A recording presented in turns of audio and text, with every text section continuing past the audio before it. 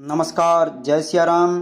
तुलसी एकादशी, जो कि कार्तिक कृष्ण एकादशी को ही तुलसी एकादशी कहते हैं और इस दिन तुलसी की पूजा की जाती है। तुलसी नामक पौधे की महिमा वैदिक ग्रंथों के साथ साथ धर्म शास्त्रों में भी वर्णित की गई है।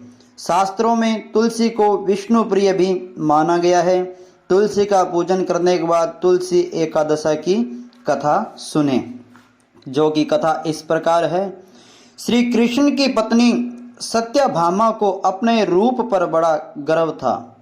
वह सोचती थी कि रूपवती होने के कारण ही श्री कृष्ण उनसे अधिक स्नेह रखते हैं।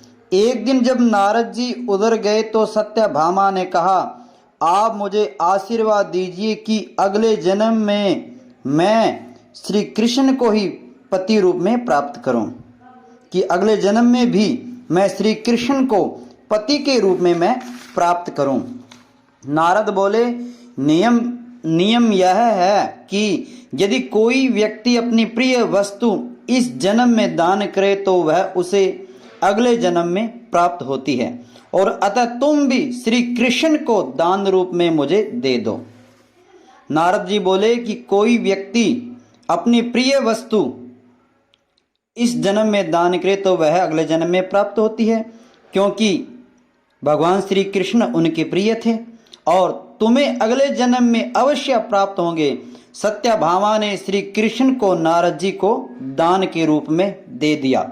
अब सत्यभामा ने श्री कृष्ण जी को नारद जी को दान के रूप में दे दिया। जब नारद जी उन्हें ले जाने लगे तो अन्य रानियों ने उन्हें रोक लिया और इस पर नारद जी बोले, यदि श्री कृष्ण के बराबर स्वर्ण यानी सोना एवं रत्न दे दो तो हम तुम्हें छोड़ देंगे।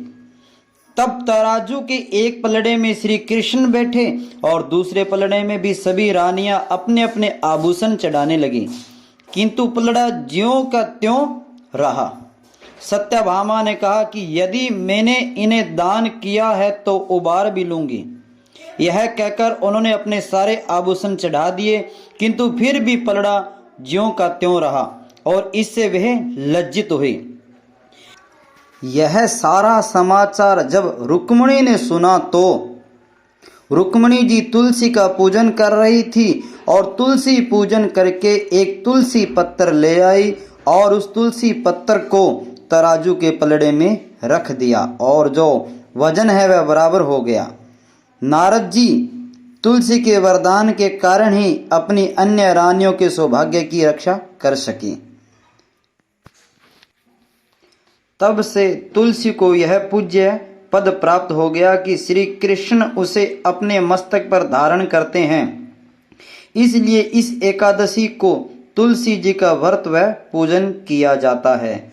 बोलिए विष्णु भगवान की जय हो।